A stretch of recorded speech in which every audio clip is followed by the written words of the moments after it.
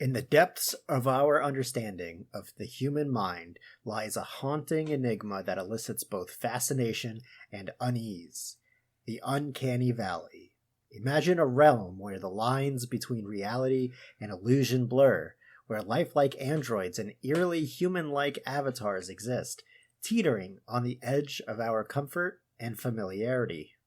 In this twilight zone, our emotions waver between curiosity and apprehension, drawing us into an uncharted territory of psychological intrigue. Welcome to a captivating journey through the Uncanny Valley, where we explore the extraordinary realm where technology and humanity collide, challenging our perceptions of what it means to be truly human.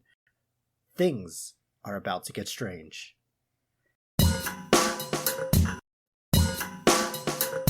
So we are recording, right? Okay, good.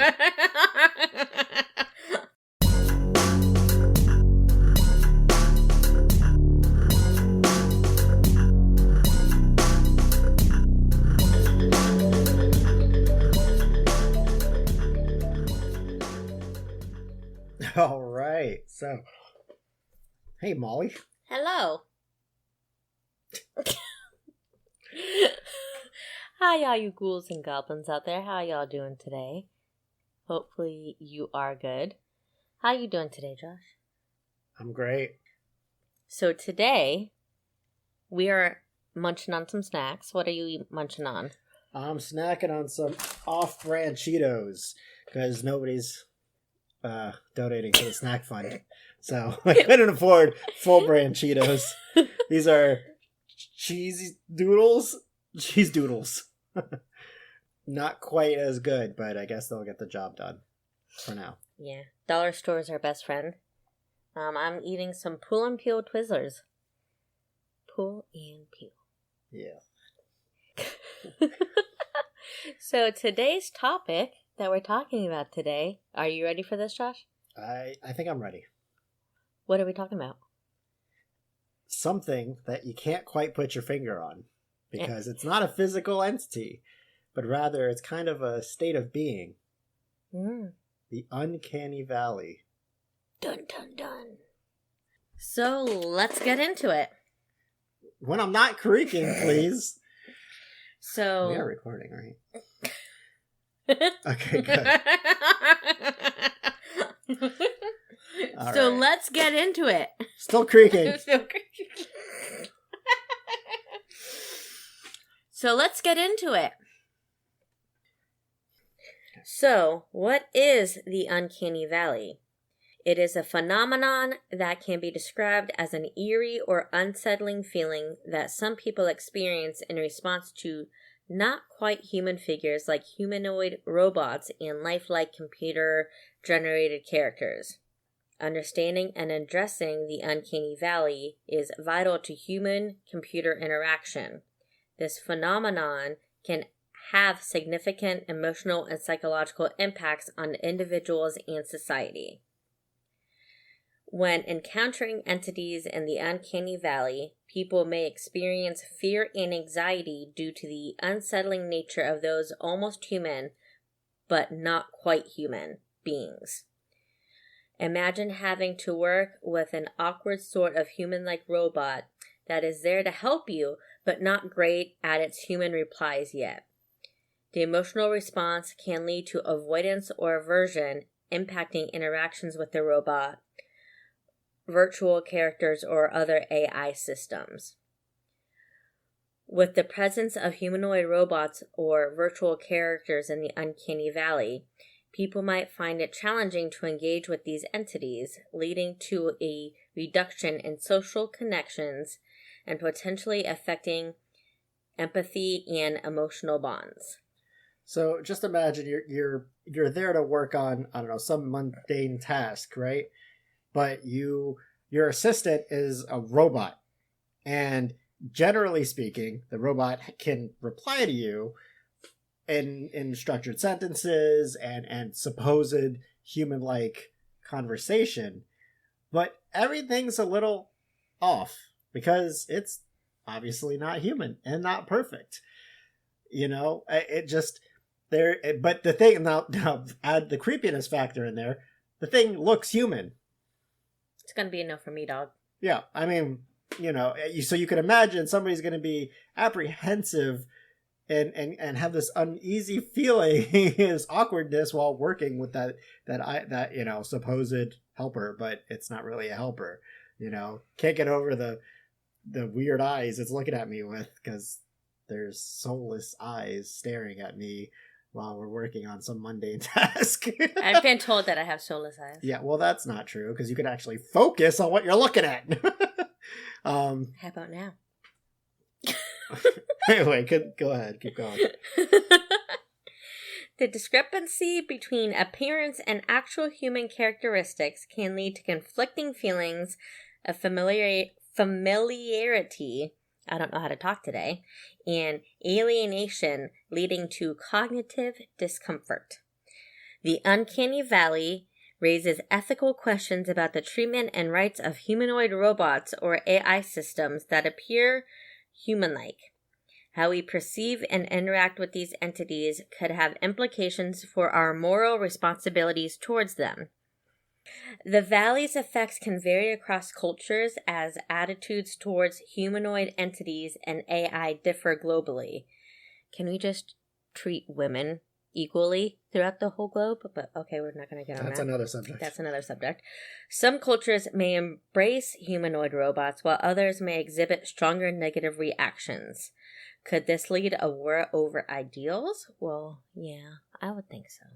I mean, you have one country that might embrace them, another that wants to get rid of them because of potential, what all the robot movies. Name any robot movie that, where the AI takes over everything. I mean, that one Will Smith movie with the iRobot. iRobot, yeah, exactly. That is one of my probably top 10 favorite movies of all time. But that is fiction. But it's fiction. But look at all the questions that brought out. Yeah, and we're arriving to that point. Yeah, it's been 15 years since, 10, 15 plus. Anyways, back to the topic at hand. We should just give equal rights to humans first, okay? Then we can move forward in life. Understanding and addressing the emotional and psychological impacts of the Uncanny Valley is crucial for the responsible development and integration of humanoid AI and robotic technology in our society. By considering these impacts, developers and designers can strive to create more user-friendly and socially acceptable tech that fosters trust and positive interactions. The concept of the Uncanny Valley was first introduced by Japanese roboticist, Josh, I'm going to let you say his name, Masahiro Mori, in 1970. Josh watched a lot of anime, so he could probably say those names a little bit better than I can. That's the point. In a paper titled Ukimi no Tani, or The Uncanny Valley, Mori explained the emotional responses humans have towards humanoid entities that resemble humans but aren't quite there yet. Mori proposed that a robot or virtual character's appearance becomes more human-like, people's emotional responses towards it becomes increasingly positive up until a certain point. However, when the entity goes too close to being human but falls short in some aspects, it triggers a strong feeling of discomfort and eeriness, resembling a valley in a graph of emotional responses. This phenomenon occurs because humans are wired to detect and interpret subtle human-like cues in appearance, behavior, and expression. When these cues are almost identical but not quite right, the brain perceives them as abnormal or unnatural, resulting in the Uncanny Valley effect. Yeah. Mori's concept has since become a fundamental consideration in the design and development of humanoid robots, computer-generated characters, and AI systems. Understanding the Uncanny Valley helps designers and developers strike a balance between creating relatable and emotionally appealing entities without triggering discomfort or fear in users. As technology advances, the exploration of the Valley continues to shape how we interact with artificial entities in various domains, including robotics, virtual reality, and entertainment.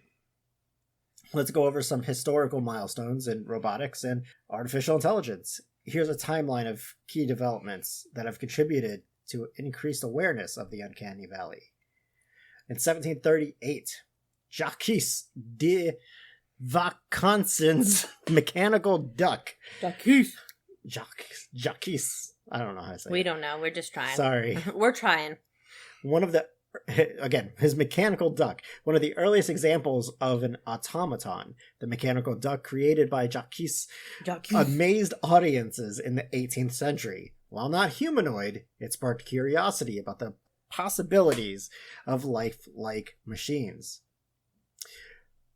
In the 1920s to the 1930s, Maschinenmensch, or Metropolis, was a 1927 film that featured a robot named Maria, portrayed by actress Bridget Helm. This iconic humanoid robot, with its human-like appearance and behavior, set the stage for future discussions on human-robot interactions.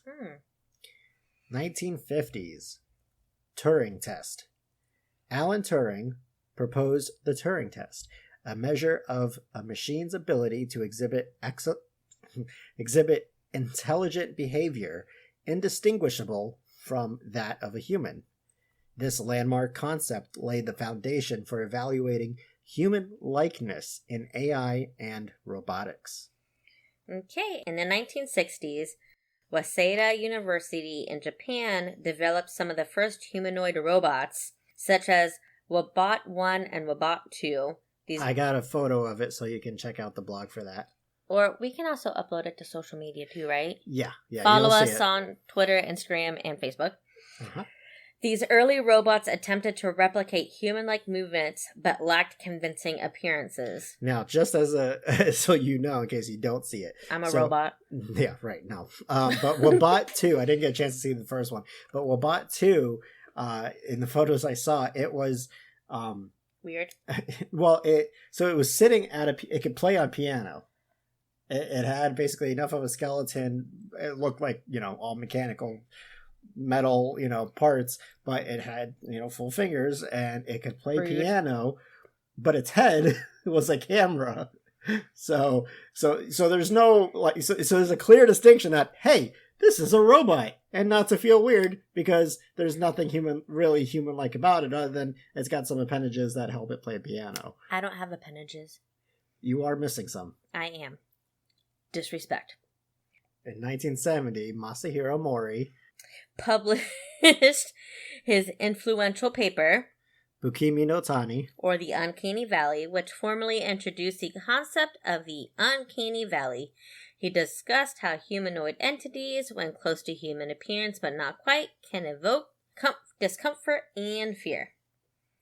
In the 1980s, animatronics and theme parks and movies showcased increasingly human-like robots. Movies like Star Wars and Terminator, which Terminator 2 is one of my favorite movies, it's in top 3, featured lifelike robots, stimulating public interest and debate on the boundary between artificial and human-like. Sorry, your elbow's just sticking out. You whacked my elbow. Ignore that. 1990s. The rise of virtual characters and video games introduced more realistic human-like characters as graphics and animation improved. Game designers faced the challenge of avoiding the Uncanny Valley effect in character design. Now, I definitely know that some of my other gamers out there that have been playing games long enough have experienced it. That you get a character and just it looks weird. I was actually just playing an Xbox game yesterday that they have human characters as the people you could choose, but they just looked weird. Well, at least it's not like when Laura Croft had triangle boobs. Yeah, well, trust me, there was no unease with anybody playing that game. Oh, weird. Yeah, I think it invoked a different emotion in some of its players. But anyway, the 2000s saw significant advancements in robotics, with various companies and research institutions developing humanoid robots. Examples include Honda's Asimo, Boston Dynamics Petman, and Telenoid R1. These robots showcased improved human-like movements, but still faced Uncanny Valley challenges. Social robots like Pepper and AI assistants like Siri and Alexa gained popularity in the 2010s. These AI-powered entities aimed to engage users in more human-like interactions, resulting in discussions about the Uncanny Valley's impact on user experiences. And I don't know if anybody else does this, but whenever I talk to Siri, I always say thank you. Because it's polite. It might just be me. Okay. Oh, boy. Never mind. Just in case there's a rise of the robots, Siri's not going to attack Molly. Whoop whoop! Whoop whoop! So be nice to your AI. And now we're faced with the deep learning. Ooh. Yeah, the 2020s witnessed advancements in deep learning and natural language processing, leading to AI models like GPT-3. These models showed remarkable abilities in generating human-like text, further fueling discussions about the Uncanny Valley in AI-generated content. Throughout these historical milestones, the Uncanny Valley concept has been increasingly recognized as a critical consideration in robots and AI design. As technology continues to evolve, understanding and addressing these Uncanny Valley effects remains essential in creating more relatable human-robot interactions. I don't know, man. Like, I still think of, like, Terminator 2 and how we're gonna get, like, attacked by robots. But, you know, okay. I don't want to be a slave to no robot. You ain't even real, bro. Yeah. Researchers and innovators have been actively working on minimizing the Uncanny Valley effect in various fields, including robotics, virtual characters, and AI content. Some of those are advances in... I'm sounding country through this whole podcast. Advances in animation technology have enabled creators to develop more natural and expressive movements for virtual characters and humanoid robots. By capturing and analyzing human motion data, animators can create animations that closely mimic real-life movements, reducing the artificial appearance of characters. I just had a Twizzler. My mouth is dry. Hold on. Research in emotional AI focuses on enhancing AI's system's ability to understand and respond to human emotions by incorporating emotional intelligence into virtual characters and AI assistants. Some researchers have shifted focus to designing robots with non-humanoid appearances. Instead of striving for human likeness, they embrace robots with distinct appearances, which can avoid triggering the Uncanny Valley effect while still be functional and engaging. Right. So they intentionally make the robot look less human-like, but give it the functionality that it needs so that it's not awkward trying to interact with it. You don't feel like you're trying to deal with a human, but this human's really weird. I want one that looks like an alien. I think that would still make it normal to deal with because, you know, it's not human. So, you know, whatever. What's an alien supposed to, you know, be like? I don't know, but apparently they're real now. So, come get me off of this lame-ass planet, please. Yeah, right. Okay, so now we're going to be talking about what? Fun facts. Fun facts! Do-do-do-do! Just a few here. Just to give you some samples, you can find examples of the Uncanny Valley in films you've seen. Some examples include Final Fantasy: The Spirits Within, which was... That's a movie, right? Yes, it is. There's the 2009 adaptation of A Christmas Carol, which was directed by Robert Zemeckis. Or maybe even the people in Shrek.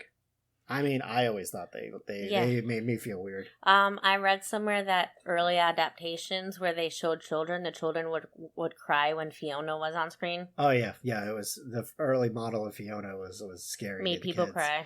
Made the kids cry. There was a test for kids. And I trust kids. They tell the truth about everything. All creepy looking people, basically in all these movies. They're 3D animated, and it's like some of it gets so good. But it's not quite there that it just off. It makes you. It just gives you that feeling of. You ain't real, bro. Uneasiness. Another fun fact that I like, in my opinion, is that some people actually believe that the Uncanny Valley went on before robots and the such. Way, way, way like Neanderthal type of times. When Neanderthals and anatomically modern humans lived in coexistence with each other, that they looked similar, but they were not all the way similar. They looked off.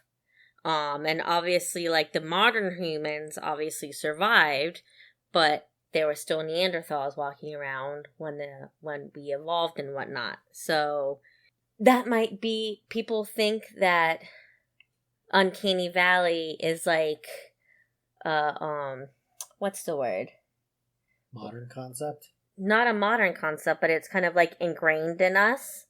Right. So I think from my readings, it's basically like a fight or flight response. Yeah, fight or flight response from when we were cavemen. When we were cavemen and we evolved enough to what we are now, but there were still cavemen around.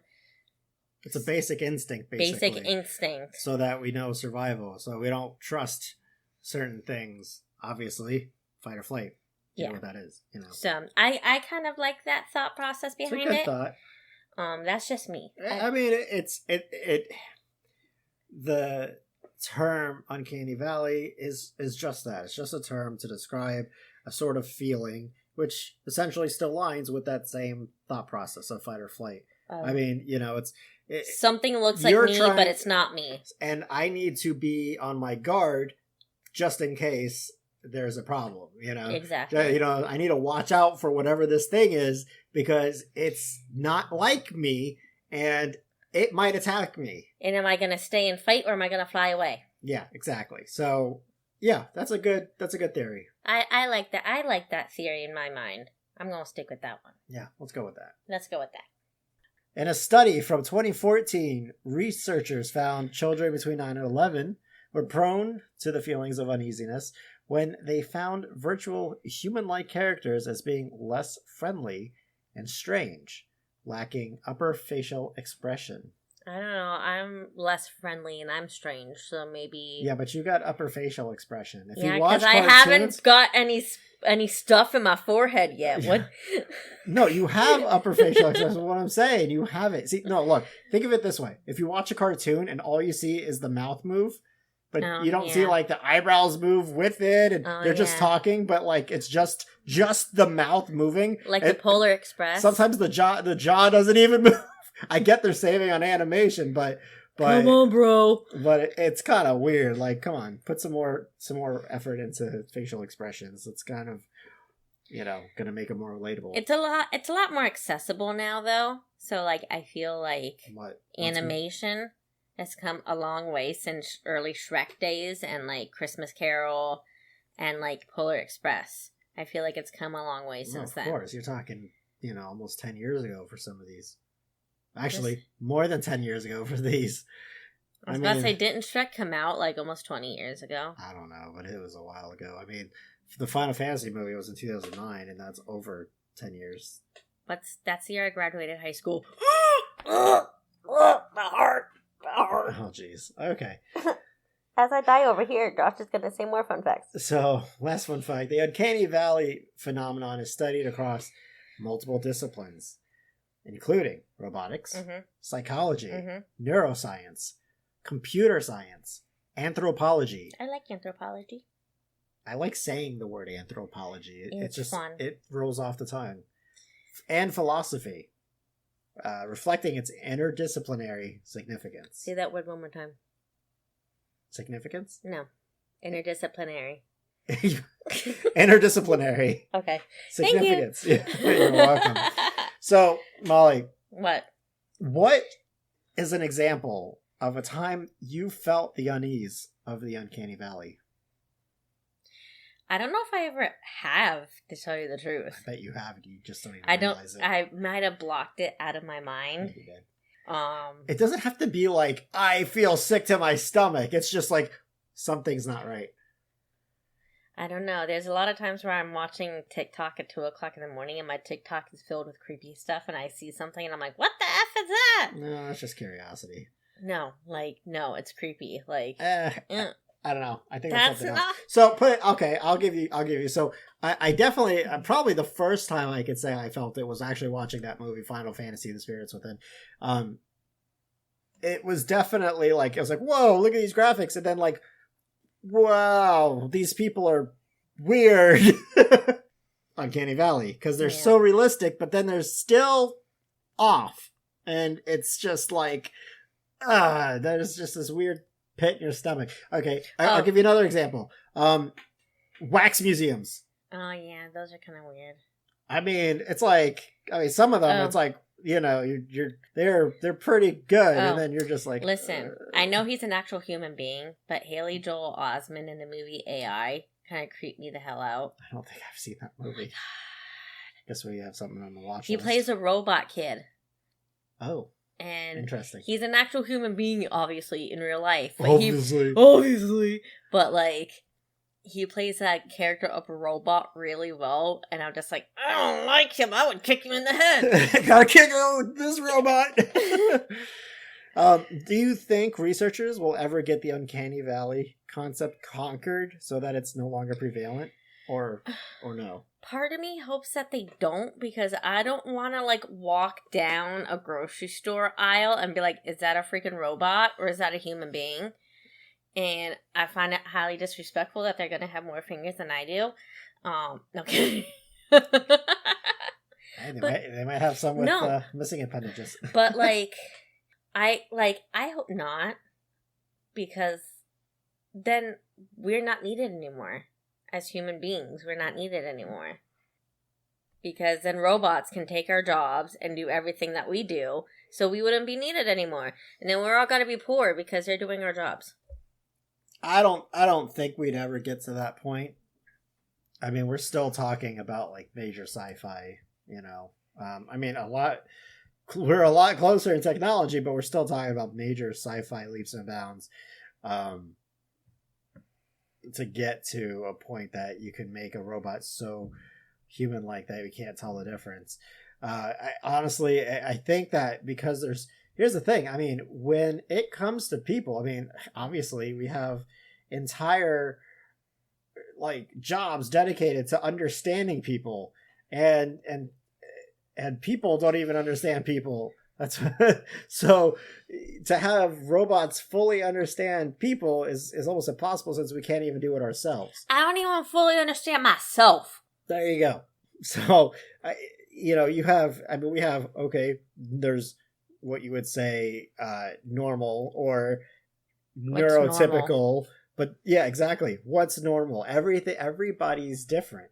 So, I guess just like any mathematical equation, you could take a large number of data, so a data set's like if you put enough people talking into a certain model and that computer learning how they react and understand and speak and all that, and then they average it out so that the computer can kind of come up with its own responses, then great. But I've seen articles about how some of the